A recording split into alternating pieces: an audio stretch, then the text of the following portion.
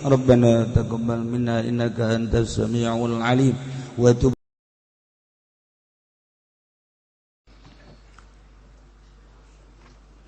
A'udzu billahi minasy syaithanir rajim. Bismillahirrahmanirrahim.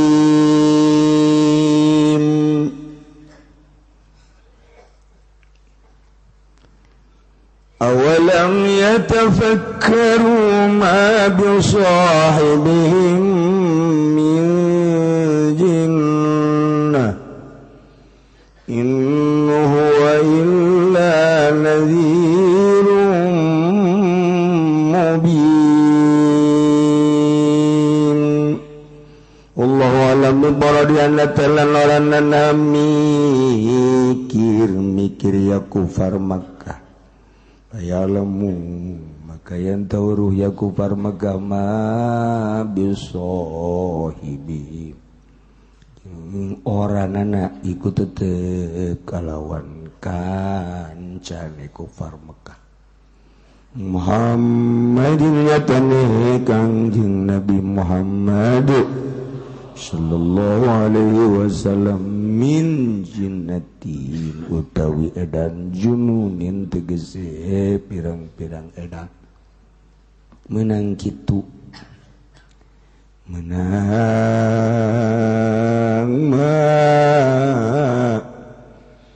hingga pasujiji kang tetep kalawan kancane kufar Makkah min jinnatin halat tetep nyatane edan jununin tegese pirang-pirang edan menang deui hiji deui santri mah loba cara-cara maca atuh sadaja diterangkeun ge jahit teu mondok mah hese atuh hese mantap lah jelema teu mondok rugi teu nyahoeun cara maca-maca kitab anu mondok hese paroho bae sekolah aja maca kitab hese kolega sakapeung sok maca majalah resep resep maca majalah mah tapi majalahna anu aya kutangan gitu rasana gairah sia tama goblok ya Allah ayo baca Quran teu kuat sajam ayo maca dokos kitu mah husu jasa Masya Allah cak aja pendek ayo tilok maca majalah mendingan leuh HP atau leuwih parah tama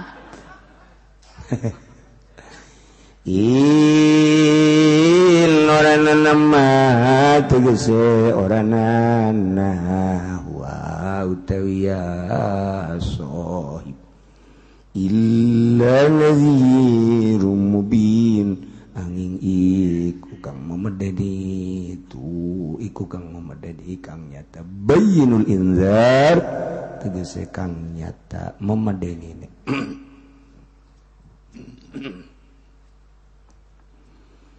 awalam yanzuru fi malakutis samawati wal ard wa ma khalaqallahu min syai' wa an asa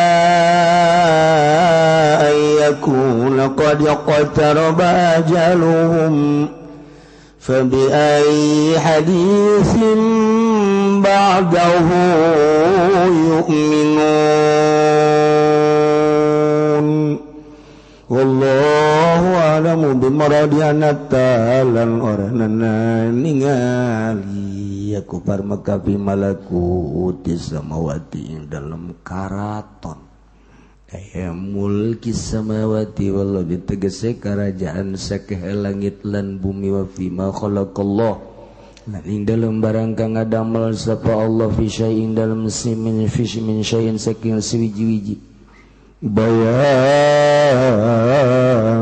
lima yaiku mertelakeun kadue apa yastadillu bihi ala qudrati sanihi wa wahdaniyati maka mingadalilan ya kufar Mekah bi kalawan ingatase kawasan wong kang ngadamel ing lan sifat tunggal sonia wa fi alan ing dalam satuhuna kalakuan wana tegese satuna kalakuan iku asa manawa yakuna pentana ya Allah qad yaqtaroba manawa pentana ya kalakuan iku qad yaqtaroba teman-teman para korbat tegese para ajaluhum apa ajal ya kupar maka fayamutu kufar maka ente mararati aku maka hala pirang-pirang kang kafir payasurulan nar maka dadi aku maka ilan nari ku tetap maring neraka payubadiru ilal iman maka guragiru ya kupar maka maring iman ke Pabiayi hadisin maka kalayan indi caritaan ba'dahu ing dalam sahusana Qur'an Al-Qur'an tegese Qur'an yu'minuna ngimankeun ya kupar Mekah kabeh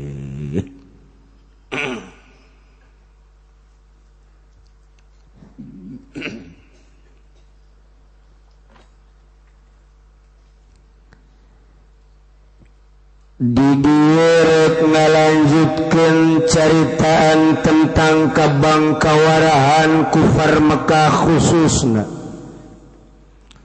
umumna para kafirin anu henteu percaya kana karasulan Kangjeng Nabi Muhammad sallallahu alaihi wasallam teu percaya kana mukjizatna Al-Qur'anul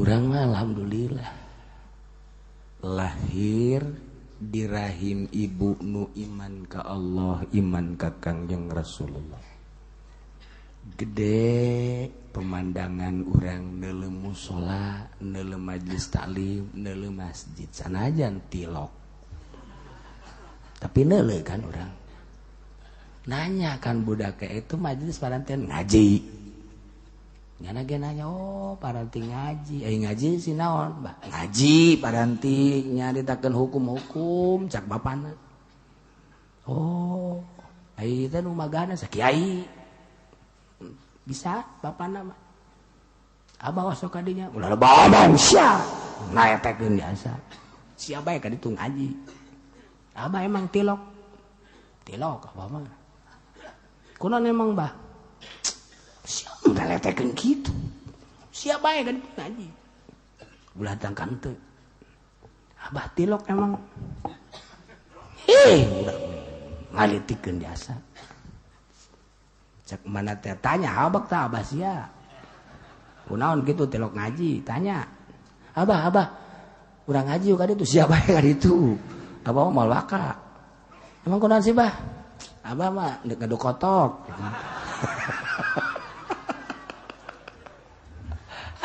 bagi jauh aduh jadi jauh tak anak teh tumbuh tek di lingkungan anu aya majelis talim di lingkungan aya mushola di lingkungan aya masjid alhamdulillah sanajan terutin Jumat mah osok sanajan tilok Jumat lebaran mah osok lebaran jadi nyana mah salat tahunan doang tahun sakali mah atuh nyana ge sarua osok oh malah mah heulaan jana ka masjidna sebab setahun sekali panjangna oh salah artinya nyana nyaho oh agama teh Islam percaya ke Allah percaya ke Kangjeng Nabi percaya ke Al-Qur'an terus suara azan berdengung di urang mah Quran terus tah eta teh ngaranna urang dididik ku lingkungan guys urang mah dididik ku lingkungan teh kieu artina bladirna aya nu maot ngalayad peutingna tahlil sadugna ke tiluna ke tujuhna ke 40 ke 100 teu nyaho hating teu nyaho dalilna tapi dilaksanakeun di urang teh di urang Jakarta Karawang, Bekasi, Bogor, Tangerang, terus Serang, Pandeglang, eta kali itu kabeh Rangkas Betung gitu. Itu kabeh. Masalah tadi urang mau masalah. Maot, layar, sateun. Terus pentingna tahlil, 7na 3na, 7na matang 10, 100, haul beres. Geus. Ketika datang Wahabi ka urang. Ini jangan, enggak ada dari Kangjeng Nabinya, bidah tuh. Segala pakai sholawat begitu, enggak ada dari sononya, jangan. Terus jangan ada sadung-sadungnya, apa itu sadungnya? Nggak ada dari sononya, nggak ada tilunya, nggak ada tujuhnya, nggak ada matang puluh, apa itu? Bidah itu, nggak ada. Lu jangan macem-macem lu. Ngapain lu kesini lu? Ntar gua gampar lu. Jangan dulu. Ini masalahnya bukan masalah gampar, masalah dalil. Gua kagak tahu dalilnya. Tapi dari nenek moyang gua udah begitu. Udah lo, kalau mau soal dalil sama kiainya sono. Gua mah kan bukan masalah urusan dalil, gua mah urusannya gampar lo. Udah, udah mabur lo, kalau nggak mabur awas lo. Tadi orang mah kos gitu tah. Mantak Muhammadiyah tawanian ka urang. Tawani ngadu dalil tawani. Itu bidah itu nggak ada. Lo ngomong-ngomong bidah ya? Hah?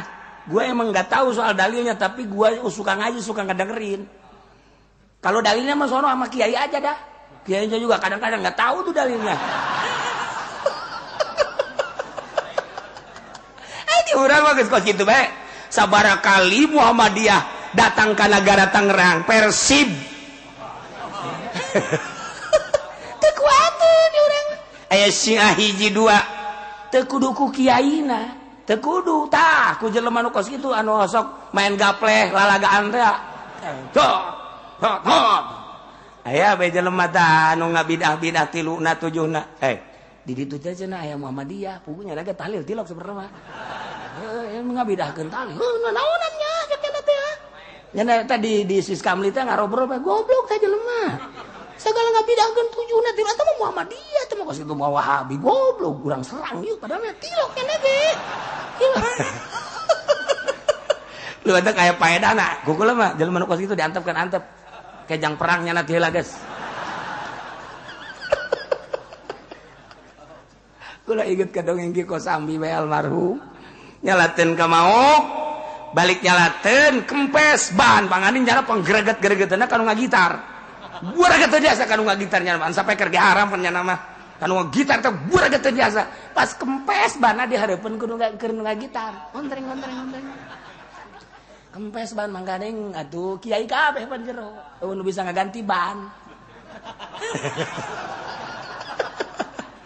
Ejek nu ngagitar teh ada apa Baji? Ini kempes ban. Iya, ada kunci ada enggak?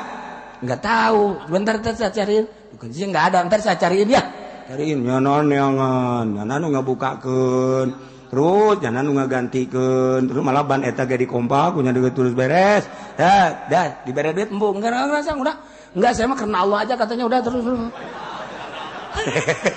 Eta beneran enggak gitar wali meureun. Eta karena Allah aja katanya enggak. Mau pulangnya kemana? Ke Kosambi ya? Iya tahu nya lagi nyahuan. Geus. Ki Kosambi ngahuleng. Cek nya teh aing anu nugu aing digergetan teh orang ngabantuan aing. Jia tuh batak ge urang geus. Aya lebah-lebahna naon ge. Ya lebah-lebahna. Antep-antepkeun bae.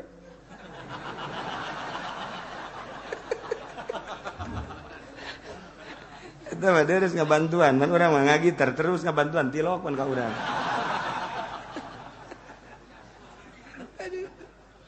Gusti Allah. Artina nek ngabuktikeun setiap perkara tetap aya manfaatna. Iya. Kupar Mekah teh buang kawarah jasa. Ngabohongkeun ka Al-Qur'anul Karim, disidraj ku Gusti Allah. Walladzina kadzdzabu biayatina sanastadrijuhum min haitsu la ya'lamun. Teu nyahoan jana padahal keur diarahkeun ka neraka salengkah. Nungtut. Masya Allah. Nyana teh nyahoan min haitsu la ya'lamun. diengkekeun ku Gusti umli lahum inna kaidi mati. Kabangkawarahan kupar-kupar Mekah terpercayain ka Kangjeng Nabi diangkat jadi Rasul, terpercayain karena Al-Quranul Karim sebagai mukjizat wahyu Allah. Gesana terpercayain teh ngabohongkeun ka Al-Quranul Karim, di mana ngabohongkeun ka Al-Quranul Karim atau terpercaya ka Kangjeng Nabi berarti penghinaan teh bertubi-tubi ka Kangjeng Nabi, bahkan merangan ka Kangjeng Nabi. Merangan ka Kangjeng Nabi. Kangjeng Nabi ketika diberi wahyu ku Gusti Allah berat wahyu teh. Kangjeng Nabi sok tungkul lamun keur datang wahyu teh tungkul ku berat-beratna. Kekesangan Kangjeng Nabi berubah wajahna beureum, kulitna beureum. Kadieu bangun berat, kesang teh lain kesang anu laletik. Kesang gede barabayan cek urang lembur. Bow kesang nyakcakan plak plak plak plak plak. Eta teh geus sejarah Sidina Bakar, Sidina Umar, Sidina Utsman dan lain-lain bahwa Kangjeng Nabi teh keur nampa wahyu. Kereda Kangjeng Nabi teh katingali wajahna teh berubah. Tah. Engke Kangjeng Nabi teh nyaritakeun wahyu anu kakarak dikirim ku malaikat Jibril ti Gusti Allah. Eta kan berubah, perubahanana cahayaan wajahna, ngomong pan ngomong Al-Qur'an makan baheula di Arab kos kitu. Tak ketika disampaikan ku Kangjeng Nabi wahyu anu kakarak diturunkeun ku malaikat Jibril, eta ku para Mekah kumaha ngomongna, hei Muhammad edan ngaco, bahasana ge teu kaharti ku urang, bahasana teu kaharti ku urang, ngaku beceknya Rasul Allah, bahasana ge teu kaharti, teu kaharti Quran mah tuh, teu kaharti kumaha coba, alif lam mim, naon artina teu kaharti. Dzalikal kitabu la raiba fihi hudal lil muttaqin. Ya teu kaharti. Alladzina yu'minuna bil ghaibi wa yuqimunas salata wa mimma razaqnahum yunfiqun. Teu kaharti kan? Teu kaharti berat wahyu. Sok geura. Maca naon urang nu kaharti jeung nu kaharti. Al-waqi'ah tabarakal bi yadihil mulku wa huwa ala kulli syai'in qadir. Teu kaharti ja. Alladzi khalaqal mauta wal hayata liyabluwakum ayyukum ahsanu amala wa huwal azizul ghafur. Teu kaharti. Teu kaharti atuh. Ya siapa teu ngaji. Teu kaharti ya bahasa Gusti Allah. Kalamullah teu kaharti. Sok geura. Mana nu kaharti? Sok udah. Misalnya wasyamsi wadduhaha wal qamari idza talaha wan nahari idza jallaha والليل إذا يغشاها والسماء وما بناها والأرض وما طهاها ونفس وما سواها فألهمها فجورها وتقواها. Kaharti di mana jante? Kaharti nate ku sang barang geus dibaca tafsirna kakara kaharti. Ketika kakara datang ayat eta deug kumaha kaharti nah ieu coba. Eta mah luhur teuing lah, ieu bae teh nu handap. A'udzu billahi minasy syaithanir rajim. Bismillahirrahmanirrahim. Qul a'udzu birabbin nas, malikin nas, ilahin nas, min syarril waswasil khannas. Amang kaharti jan teu. Mun dibaca sia kaharti henteu. Kok sudah dibaca paranti ngariung tama. Mah paranti ngariung. Teu kaharti ku urang. Atuh kalamullah teu kaharti kumaha. Nah, mada ketika Kangjeng Nabi diturunan ayat bacakeun langsung sahabat menapa sebab iman ketika kadenge ku para kafirin Muhammad edan ada edan bahasa lagi teu kaharti dianggap edan kahiji. Nomor kedua ketika Kangjeng Nabi hirup di Mekah saat orang Mekah padungsek-dungsek neangan dunia. Pokoknya mah ujianana keluar ti isuk-isuk jedor balik sore-sore jeder nu di teanganana teh sesuap nasi nu di teanganna teh hanya seteguk air, nu di teanganna teh jang pakaian, nu di teanganna teh jang imah, nu di teanganna teh jang kendaraan, teanganna teh jang wanita, jang hiburan. Seluruh manusia di Mekah saat eta neanganna pitayeun kabeh. Dunia. Tapi jol Kangjeng Nabi Masya Allah mu'ridun anid dunyawiyah wa muqbilun lil ukhrawiyah wa mustagilun lil ibadati rabbaniyah. Kangjeng Nabi saat batur neangan dunia, resep dunia, Kangjeng Nabi kekepret tina dunia. Tersebut salah sekali. Nilai dunia teh Kangjeng Nabi lebih hina tibatan bangke. Dibandingkan jeung tai kotok masih mulang tai kotok nisbat ti Kangjeng Nabi. Teu hayangin Kangjeng Nabi kana dunia. Sirina ketika Kangjeng Nabi dibere ku sahabat teu pernah datang ka imah di jalan geus dibagikeun. Akur henteu jeung urang. Tuh. Kan? Ulang ngajawab sia. Aya ku ari jelema ge. Ieu Kangjeng Nabi. Hiji. Nomor kedua, saat batur resep karena dunia neangan dunia nu diobrolkan dunia nu digundam-gundam dunia, Kangjeng Nabi kekepret tina dunia. Saat batur teu nyahueun ka akhirat, sakilang nu nyahueun ge geus bopohokeun ka akhirat, Kangjeng Nabi menghadap ke akhirat. Saat batur teu puguh gawe, teu puguh kegiatan, sakadar ngangon onta, ngangon sapi, ngangon embe, sakadar ruang riung obrol-obrol judi mabok, sakadar ruang riung manehana teh neangan tempat hiburan zinah dan lain sebagainya. Nah, Kangjeng Nabi mambuk bilun lil ukhrawiyah, menghadap ke Allah ke akhirat. Mustagilun ibadah Kangjeng. Hiji teu kabitaeun dunia, kekepret ngabalieur tina dunia. Nomor kedua, hate nyongsrong ke akhirat. Nomor ketilu, ibadah ka Gusti Allah. Eta teh kapan berbeda? Jeung halayak rame di Mekah saat urang Mekah duniawi, resep kana dunia. Saat urang Mekah teh poho ka akhirat. Saat urang Mekah teh teu nyahoeun ka pangeran, cara ibadahna ka patung. Kangjeng Nabi ka Allah kan sangat berbeda. Sekian juta manusia anu kos kitu col Kangjeng Nabi nu berbeda dianggap edan. Edan Muhammad mah. Manya hirup di dunia tersepen dunia. Ku ari galoba nu ngomong gitu. Ya, orang hirup di dunia mah tetep bae kudu neangan dunia je. Kan atuh kumaha dahar, kumaha pamajikan, kumaha anak. Berarti urang kayakinanna kana dunia jauh ka makajada wali. Deureus nu lain kiai mah kiai ge ngomong gitu. Ya atuh tetep bae. Urang mah teu pun kos kieu. Eta kiai neraka kos kitu eta. Mantap engke-engkean lantaran cinta dunia, engke akibatna di mana bae celah dunia asup ka dinya. Kuari dagang deres keneh, kuari ceramah. Henteu deres sih sebenarnya mah. Henteu eta mah henteu deres.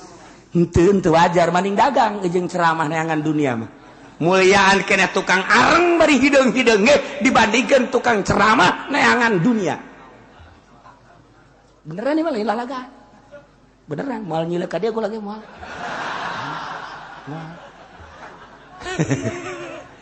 Ih, atuh ayat tuh lah satu pakai neangan dunia maningan jualan arung hidung-hidung cemong-cemong deh. Maningan ngojek. Cenah ngojek mah esok aya jahe haju susuna diendut-endut gitu. Eta mah fadol Allah. Adalah urang ngojek gaji ayarang da susuna gede endut-endutan ka urang. Bacakeun ayat hadza min fadli rabbi. Dia tuh hayang henteu pan urang mah ngojek sapira ngojek nya dibayar nya susuna endut-endutan. Atuh geus. Nu bener cenah kiai henteu sia mah pacar bener bae deui. Tah Kangjeng Nabi teh dianggap edan. Hiji ketika Kangjeng Nabi turun ayat berubah wajahna ngomong ngaco. Ngomong kalamullah Muhammad edan. Nomor kedua ketika manusia-manusia halayak ramai di Mekah teh cinta dunia nu dikejar dunia barang jeung penting teh diobrolkeun teh dunia Kangjeng Nabi muridun anid dunia. Saat batur can nyahoeun ka akhirat Kangjeng Nabi mah menghadap ke akhirat. saat batur saralah ibadah nyembah teh ka patung Lata Uzza Manat tak Kangjeng Nabi ka Allah diedankeun ku urang Mekah teu dawentek Kangjeng Nabi teh ketika diturunan ayat dibejakeun ka kaum-kaum Mekah khususna urang Mekah ngabohongkeun nu mantak ayatna walladzina kadzdzabu biayatina sanastadrijuhum min haitsu la ya'lamun mantak kadirna urang Mekah teh awalam yatafakkaru apakah teu malikir sih urang-urang Mekah kufar Mekah teh sarua jeung mikir atuh engke lamun mikir faya lamun nyaho nyana nyaho naon ieu ma bisohibihim min jinnah nyaho nyana bahwa teu aya bisohibihim tetep ka sohib ahli Mekah kufar Mekah yana Kangjeng Nabi min jinnatin edang lamun nyana mikiran sajernih-jernihna nyana bakal nyaho ma bisohibihim min jinnah nyahon bahwa Kangjeng Nabi teu edan saeutik-eutik acan tina berbagai warna edan teu katerapan ku edan saeutik-eutik acan ieu masalah setik Muhammad edan salah setik Muhammad edan kadeuleu beda beungeut tak Muhammad edan kadeuleu ngomong Al-Qur'an Muhammad edan kadeuleu Kangjeng Nabi teh keur sujud ka Allah Muhammad edan di edan-edan lamun nyana berpikir bakal nyaho ma bisohibihim min jinnah bahwa Kangjeng Nabi teh edan jadi edan-edan Kangjeng Nabi teh urang mah kuari kakarak ge nyieun pondok di lembur magahan ngaji kakarak ge ditolol-tolol atuh ulah ka marah tolol tau kiai ngajina jadi takun haram segala iya itu ayo bae Kangjeng Nabi mah di edan-edan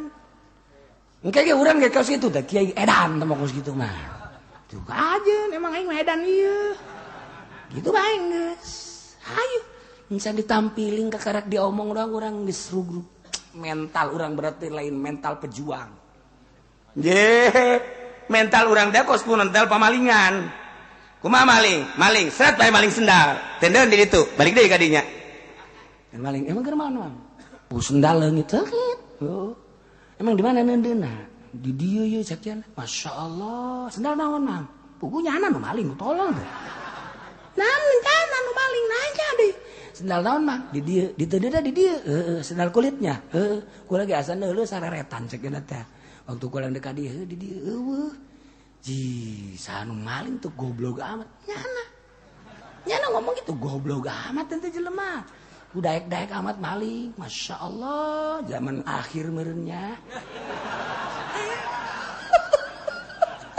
itu pemalingan mental lah hebatnya semental nah kiai ke kudu boga mental kos gitu lamun ditolol-tolol ji atuh kajet digoblok-goblok ji atuh kajet ya teman kiai bodoh jasa pugu eta camat datang kadinya mere duit teu ditarima tolol sama kiai ieu tuh kaji eta bupati datang kadinya neuk nyumbang endan teu ditarima sama kiai bodona deui teh mah ieu tuh kaji leg-leg ku sia pinter ieu tuh kaji sama kiai edan merenya ieu tuh kaji engke ge pamajikanna ge ngomong ka urang duit lain cokot 300.000 mun dipake motor 300 juta lo entu kunaon teh lah segala tatasawupan naon di dieu mah edan meureunana pamajikanna ka kiai ka salagina di mata edan ji ulah marah Kangjeng Nabi ge disebut edan lamun ditafakkuran nu sabenerna awalam yatafakkar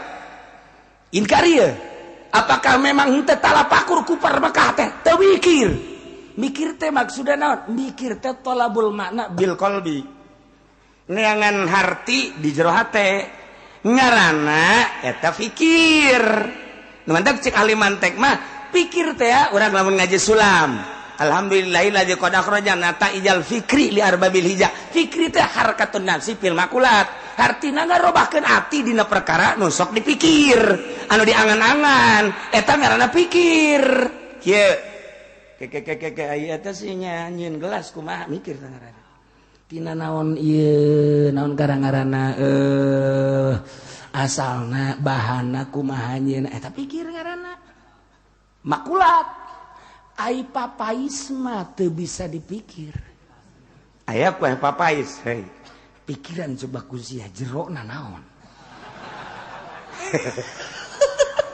datang ka tol tau jelema mikiran jerona naon atuh moal kapikir sebab teu lain makulat tah mah susah barang kadeuleu barang karasa lamun aja lemah nu nanyakeun ka urang coba kusia pikiran ayo kumaha eta jerona cak sia cau apa unti ayo apa nanas ayo coba maning ulah di pikiran edan bisa sia maningan cokot bae tah papaisa buka leg-leg kusia tah eta mah ngaranna mah susat makulat barang nu di dahar baso teu bisa dipikir ku urang pikiran coba kusia lamun nyieun basona bisa dipikir baso teh dijieunna tina naon kumaha nyieunna kok bisa jadi gede sagede Malpinas malah kuari mah aya baso edan sagala baso edan baso setan sakedeung deui bakal aya baso jurig newo-newo nyieun baso teu kira-kira baheula mah sakadar ge baso Malpinas beres yes.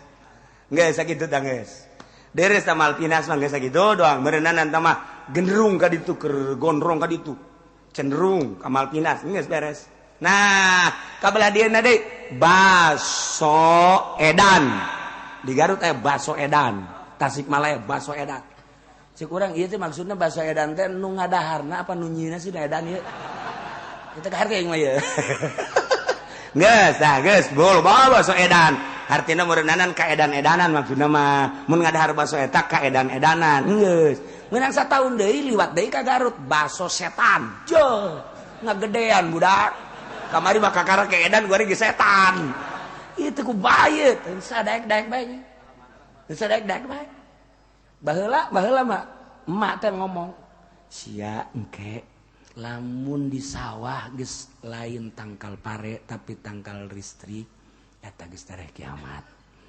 jelema jualanna jualan imah eta geus tareh kiamat lamun tahu geus buleud kuari tahu bulat digoreng dadakan mana asar tinggal santri bae culat cilik bae ka dieu santri bapan tolol di dalam mana sih eta tahu bulat gitu buku keur walad dolin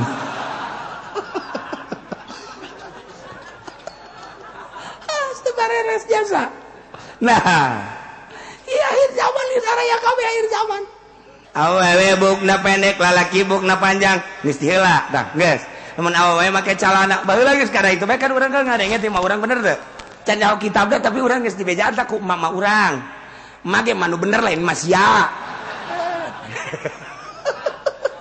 lamun awewe geus make calana nah lamun awewe geus rurundayan nah akhir zaman sia tah lamun geus awewe campur jeung lalaki nah eta kan urang ngajelengeng kene eta diceli bari ngomong mah teh urang ngadarengekeun masya Allah karim eta ciri-ciri kiamat nah lamun urang mikir awas harakatun nafsi fil makulat lain urusan makulat teh ain lain makulat barang dahar lain mahsusat tapi makulat perkara nu kudu dipikir eta robahkeun ati mantak cik ahli tafsir talabul makna bil qalbi eta ngaranna pikir tafakur maka ngadeketkeun diri urang ka Allah lamun urang tafakur jelema moal aya diangkat jadi wali lamun teu tafakur malah ya kuabeh hasil tafakur dimimitian heula ku riyadhah ngajar nafsu mujahadah merangan nafsu kadituna muhasabah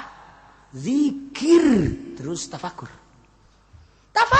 atuh kabegengan tafakur teh ya lamun urang mah umum sebab teu asup thariqah ai di thariqah mah nu ditafakuran teh genep rupa hiji nu ditafakuran teh indahna alam indahna nomor kadua makhluk dan lain-lain sebagainya genep.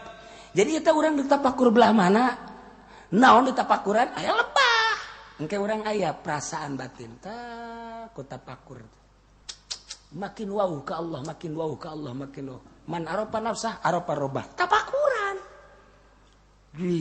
aya nu mawa masalah eta geus maot jelema kiai kula mah teu kaharti cenah naon man arafa nafsah arafa robah jelema nu nyaho ka awak urang berarti nyaho ka pangeran cenah urang nyaho ka urang berarti urang nyaho ka pangeran berarti pangeran urangnya wah ieu budak kudu diservis si budak diservis usia udah sok maca-maca kos kitu ngaji bae lah ngaji maca kulit bukunya ngaji bae ngaji ulah sok macaan gitu mungkin sia sasar kajian ku kumaha ge mawat kan bari geus jelema pernah aya nu nanya kos kitu ngaji bae gege karti gege karti pugu ngaji sifat 20 ge henteu baheula makan ngaji sifat 20 babul minan awewe teh tah eta kan ngeunaheun baheula mah terus kabelah dieuna atuh urang mah ngaji eta tijan dan lain sebagainya kabelah dituna karak ngaji jero.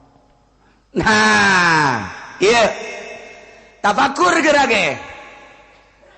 Bakal muter dina qalbu. Tolabul makna nu asli bil qalbi. Bakal nyaho asli na pangeran. Awalam yatafakkaru ana tahta tafakur. Teu mikir eta kupar-kupar Mekah. Sarua mikir atuh nu bener. Ge lamun mikir bakal nyaho. Geus nyaho, ya lamu nyaho. Ma bisohibihim min jinnah bahwa Kangjeng Nabi teh edan. Lamun di deuleu zahirna doang moal kaharti Kangjeng Nabi teh pasti enggak edan-edan. Tapi lamun ditapakuran bakal kaharti teu edan orang Kangjeng Nabi teh. Asli. Kuari Amerika kadenge gagah jasa. Amerika teh ieu teh polisi dunia. Amerika teh geus bener-bener jenderal dunia. Tapi teh nyahoan ka pangeran bodoh cak agama mah bodoh teh cak agama mentak lamun di Jakarta kuari Ahok menang ieu termasuk orang Indonesia berodo kabeh terutama warga Jakarta masa dipimpin kudu teh nyahoan ka pangeran tapi kuari serba salah mana serba salah geus diplot ku nagara cek ali politik mah geus moal bakal eleh lamun lain aya kuda lumping asup mah ye atuh geus teh partai nage PDI kadinya Golkar kadinya Nasdem kadinya kabeh eta teh geus berarti geus diplot dat siapapun yang akan naik menjadi lawan tidak akan menang lamun ain aya kuda lumping mah kan beda nya mah ngadaharan kaca geus berarti nya mah lamun gelut ge jeung Ahok lain gelut tinju ceulina digegel beres karak eleh Ahok ikan berarti blon kuari kiai anu asup ka Golkarna ngadukung Ahok gera modar sia kiai menang bagian sia persentase ye 99,9% menang sia kiai ngadukung PDI kiai bae mah dunia kiai bae ai sia onang geus tanggung ka neraka ieu mah kiai bae bang je dikait-kaitkan politik apa gitu mantang aing mah tabu sayang mung bare duit henteu kiai asup ke PDI kuari ngadukungna kafir sekali kamari mah muslim pasek-pasek ge aya imanan kamari mah kuari ngadukung nah sadar henteu si teh kiai baheulanan nu aya di Golkar sadar henteu kiai nu aya di Nasdem sadar henteu kiai nu di PDI itu sadar atuh dukungan partai aing aya di dinya kuduna nyana menyatakan demi Allah saya keluar dari Golkar karena Golkar sudah menyalahi aturan beliau mah jelema partai mendukung orang kafir keluar saya dari partai lillahi ta'ala Allahu Akbar kudu laki itu atuh ai kiai anu asorga mah ieu mah henteu tak sadar ieu mah ngomong pada urang mah nya atuh geus sia di ditu pada urangna deui ke di ditu pada urangna deui sudah teh nu ngadeng eta mah kos nu nyandung lah gandeng geng ngomong di ditu lah gandeng pugu batur geus jaraun sadesa nyana nyandung geus jahon kabeh pajar teu nyahoan ulah gandeng anu didengekeun ulah nu ngadenge ulah gandeng teh emang naon aing geus nyandung oh kuku ti kamari nya geus nyaho nu nyandung mah kitu tah ulah gandeng geus gadengen kudu kolot kudu kolot geus nyahoeun nu kolot geus mau bensin geus kieu bae iraha ka haji balik iraha ka haji bensin ye dikahulukeun ye dek digahulukeun eta nu kolot dolol kasupan kuntilanak meureun. Nah, ieu urang lamun nyaritakeun deuk salamet ka akhirat kan ngaji ngaranna. Deuk salamet ka akhirat sing hade. Lamun memang Golkar mendukung kafir, tarik mundur. Aing mesti kababawa. Ya Allah. Lamun manusia nyaksian alhamdulillah. Andai kata tenyaksian Gusti mau ninga abdi keluar ti Golkar karena Golkar mendukung kafir terido tersuka abdi kudu ngadukung di partai eta abdi di partai eta partai gak dukung ka kafir abdi keluar lillahi ta'ala Gusti kecuali dibere gede lain cak Gusti tolol siapa tolol itu si kiai kos gitu bae tah kiai ulah salametkeun diri urang caca diri urang ji sugan aing ngabangun teh beneran datang deui kan juri ka dinya ieu kan urusanna lain agama ieu mah urusanna negara mah negara nu penting bisa kawe adil eta urang pilih Ahok kan kadeuleu adilna nyana boro-boro adil jang negara pugu jang dirina ge teu nyahoeun ka pangeran goblok jelema pang bodoh-bodohna jelema nu teu nyahoeun ka pangeran. Di mana dalilnya? Awalam yatafakkaru ma bisahibihim min jinnah. Apakah teu malikir eta urang Mekah teh kafir-kafir Mekah? Mikir atuh lamun nyana mikir bakal nyaho. Hasil pikiran bakal timbul ilmu ma'rifatullah. Nyaho ma bisahibihim min jinnah. Nyahoeun bahwa Kangjeng Nabi teh teu edan. Je eta Ahok teh teu nyahoeun Kangjeng Nabi teh ya Kangjeng Nabi Rasul teh nyahoeun lantaran teu mikir tak kafir khusus teh nyana lantaran nyana anu keur deuk naik ye harita anu teh nyahoeun bahwa pangeran Kangjeng Nabi teh Rasul lamun nyana mikir bakal nyaho itu mah urusan akidah lain lagi. Justru urusan akidah anu bakal nerus ka akhirat. Engke ge katerusanana bakal dicaritakeun katerusanana. Ieu bakal karak awalamnya tafakaru. Jelema teu mikir kos kitu. Jeh. Yahudi ku ari aya Yahudi geledegan asli orang Israel. Kemudian pindahnya ke Amerika. Ku ari nya asup Islam. Geger di Israel. Tokoh Yahudi asup Islam ditaranya ya kunaon ieu nu matak asup Islam hasil pikiran saya cekan setelah saya memikir yang jernih saya baca kitab Taurat saya baca kitab Injil dan saya baca kitab Al-Quran dan saya berpikir sejernih-jernihnya ternyata Muhammad itu Rasul betulan asup Islam kuari geger di Israel Masya Allah. Lamun berpikir atau kos gitu. Moal. Lady Di asup Islam. Moal. Kate Stephen asup Islam. Moal. Penyanyi nusok dijinggerakan teh sakara. Sakara karena. Atuh sia kau nyaho bae. Heran aing mah. Asup Islam. Eta teh hasil berpikir Muhammad Ali asup Islam. Anu tinjuan anak hebat sekarang karena tuh sia nyaho bae heran aing mah masuk Islam dan sederetan orang-orang ternama masuk Islam tanyakeun ieu mah tanyakeun kunaon nu mantak asup Islam berpikirnya ketika berpikir nu jernih fayalam bakal nyaho kumaha ma bisahibihim min jinnah bahwa Kangjeng Nabi teu edan lamun kuari kafir-kafir anu teu iman ka Kangjeng Nabi Muhammad nganggap Kangjeng Nabi teh edan berarti kan kuari kafir teh nganggap nu mantak ngahinakeun ge di Denmark Kangjeng Nabi dihina di Belanda Kangjeng Nabi dihina di Jerman Kangjeng Nabi dihina wajar dihina ge sebab nyana nganggap edan ka Kangjeng Nabi. Urang anu iman ka Kangjeng Nabi Muhammad merontak naik gairah urang mun adu hareupan jeung aing lamun teu aing nu eleh sia nu eleh ngan nu jelas aing nu eleh pasti. Sebab si mah gede aing leutik teu kitu tapi ku kayakinan teu kitu.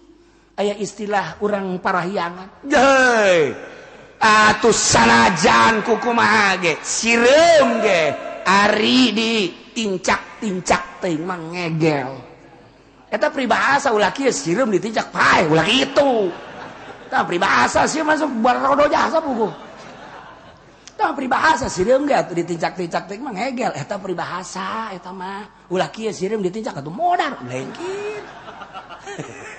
Hese aing ngobrol jeung nu bodoh teh hese. Tuh. Urang ge sanajan kumaha ge. Lamun aya nu ngahina ka Kangjeng Nabi mulai beungeut asana ceuli teh aju panas bae.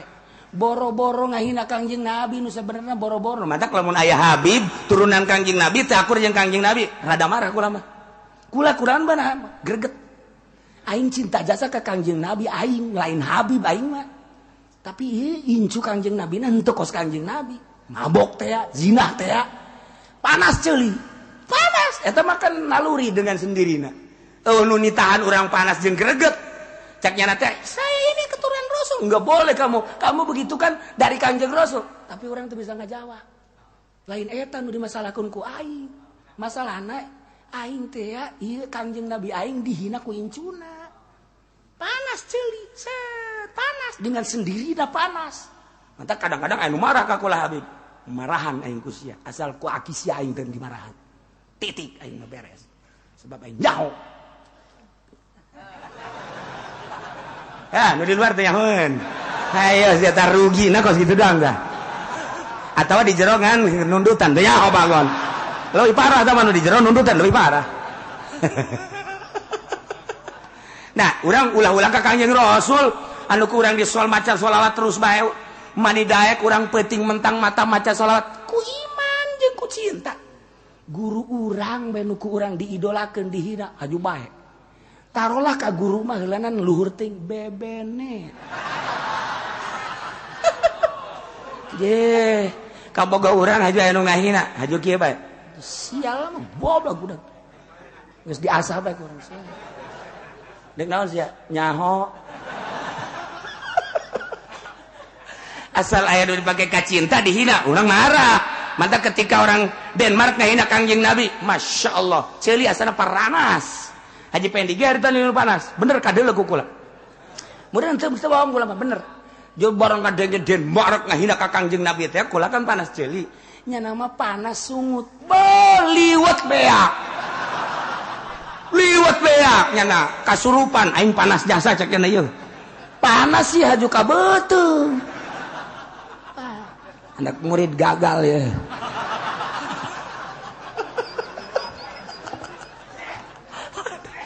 Aya ge panas maka dieu goblok sia jasa. Gera deukeut sia ka aing.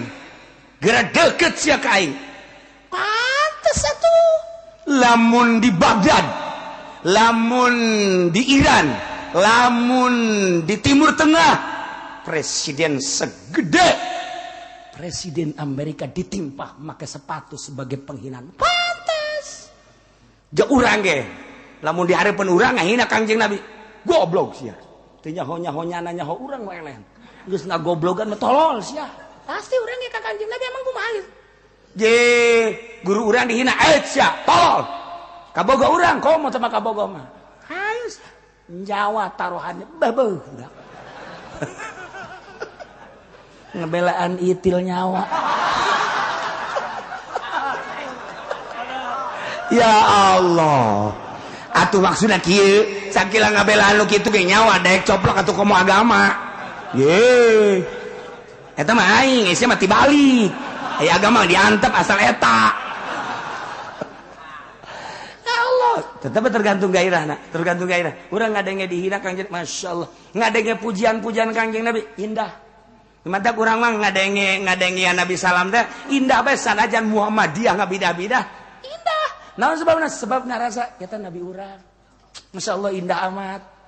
Ya Nabi salam alaika, ya Rasul salam alaika, ya Habib salam alinginaheun. Asana Masya Allah, Masya Allah, Masya Allah. Mun ditanya siapa nanya teh nginaheun jasa sok menang berkat sakieu teh.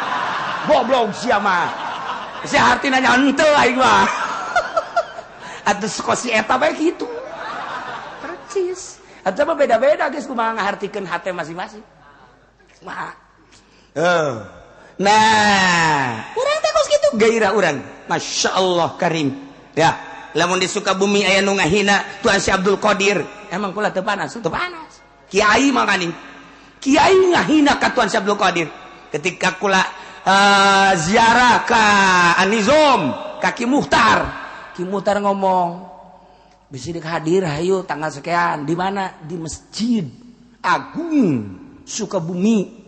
Masalahna ndek klarifikasi tentang penghinaan terhadap Tuan Abdul Qadir. Kiai Anu sok hadir cenah ka kula teh nita hadir. Cek kula teh aing mah hadir ge jatuh bisa dalil. Lah ngadoakeun bae. Panas. Aya di Sukabumi nu ngahinakeun ka Tuan Abdul Qadir. Panggil Bang, panggil. Wah, tuh rame.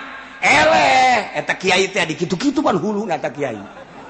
Ku Ki Muhtar teh siapa siapa. Jekula teh Ki Muhtar kunaon kikituan. Aturan geus bae dalil bae. Artinya teh cek agama ge teu meunang berarti nafsu. Teu masalah geus tah mah keur carita menang mah menang nyana. Ngan teu kudu dikitu-kitu. Geus kaluar di aturan teh ge dalil mah dalil bae. Ngadu dalil munazarah. Ai kieu mah pan lain munazarah ngadu ieu. Eta tah kos kitu teh urang teh kadang munazarah jadi mujadalah.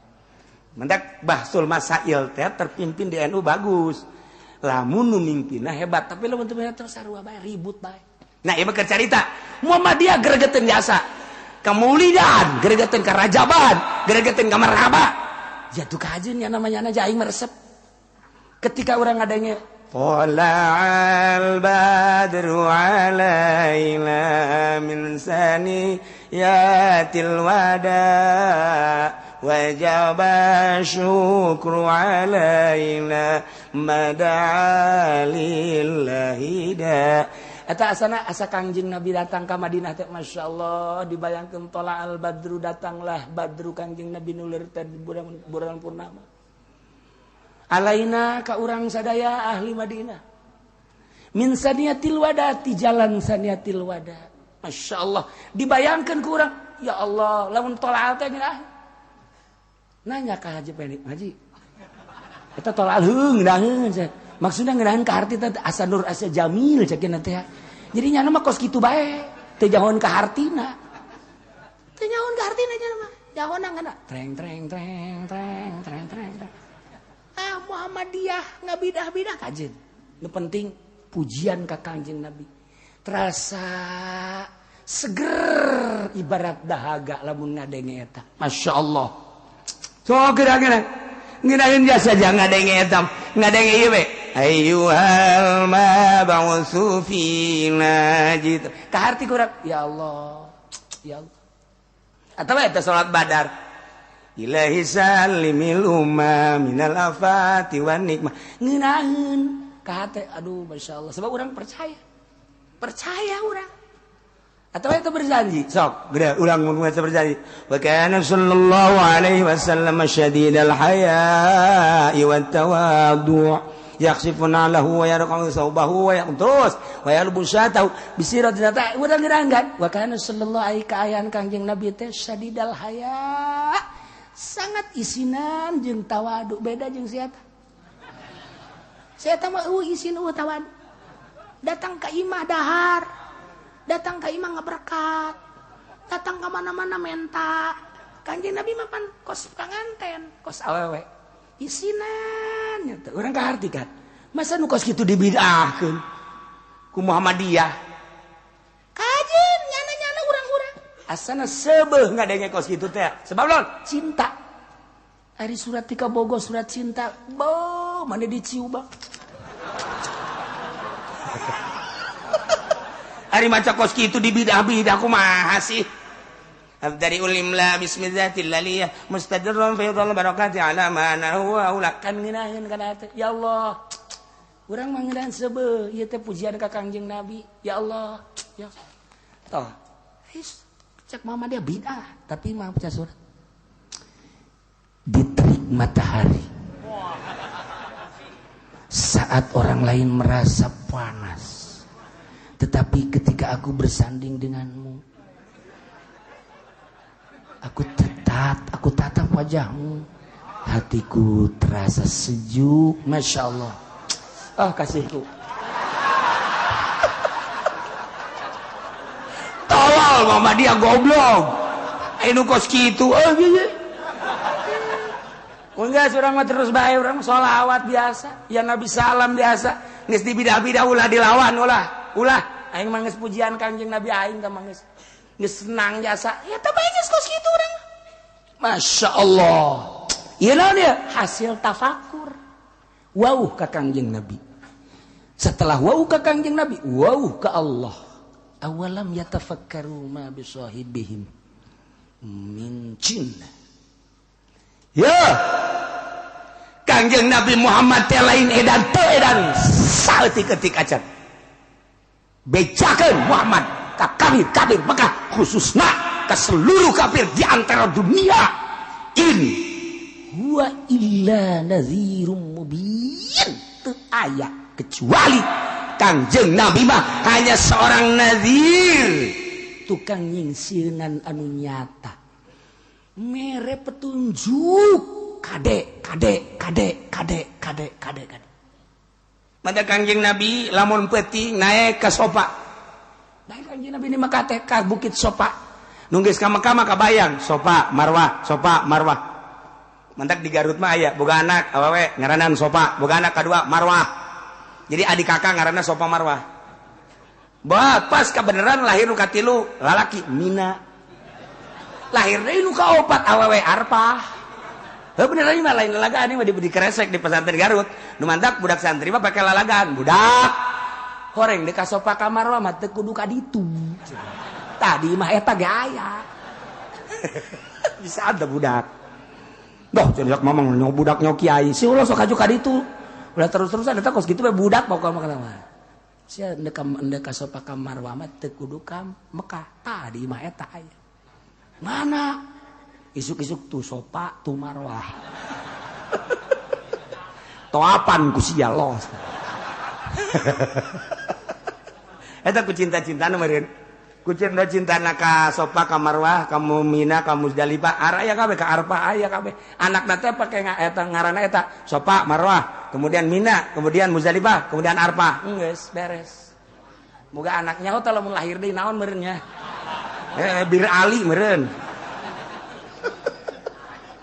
ya Allah ya Rabbi nah in bejakeun Muhammad in huwa illa nadhirum mubin Muhammad teh anjeun teh illa nadhirum mubin Kangjeng Nabi lamun peuting naek ka bukit sopa tidinya Kangjeng Nabi mengadakan tangan ya Bani Fulan ya Bani Fulan ya Bani Fulan kan di Mekah mah bani teh turunan Quraisy turunan nu hati-hati di hareup bakal aya siksa urang maot teh mun urang teu iman ka Allah teu iman ka kula teu iman ka Al-Qur'anul Karim silaka di akhirat bakalna ka neraka cak Kangjeng Nabi eta tengah peuting datang ka subuh Kangjeng Nabi ya Bani Quraisy ya Bani Nadir ya Bani dicaritakeun aja hati ditarongtonkan ku kapar-kapar kues ditongton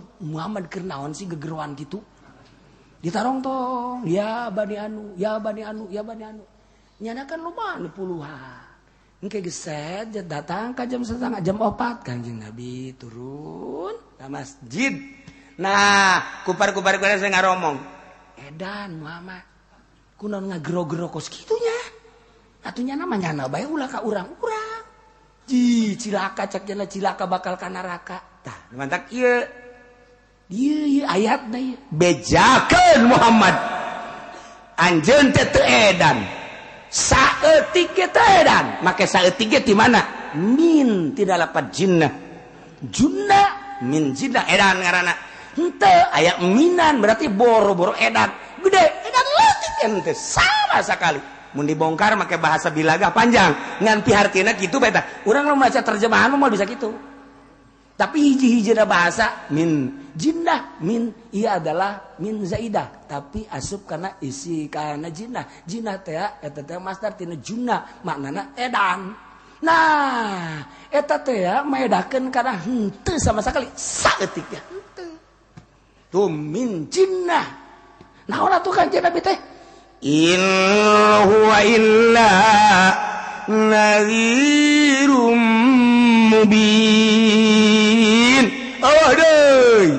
Kanjeng Nabi Muhammad tamah kecuali hanya nadhirum mubin. Tukang nyingsieun ngaawas-awas anu jelas di akhirat bakal aya neraka jahanam sing hade ulah datang ka kafir.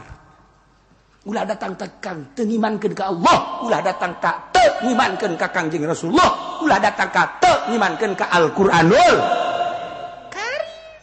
Urang mah kuari geus diomong kos kitu teh geus tinggal bersyukur we. Alhamdulillahirabbil alamin. Pikir dah kakarak hiji, awalam yatafakkaru. Ngahaja supaya orang lebih cinta ka Kangjeng Nabi urang, Kangjeng Nabi Muhammad sallallahu alaihi wasallam. Mudah-mudahan orang diberi cinta ka Allah, cinta ka Kangjeng Nabi Muhammad, cinta ka Al-Qur'anul Karim. Tinggal awalam yanzuru wallahu a'lam.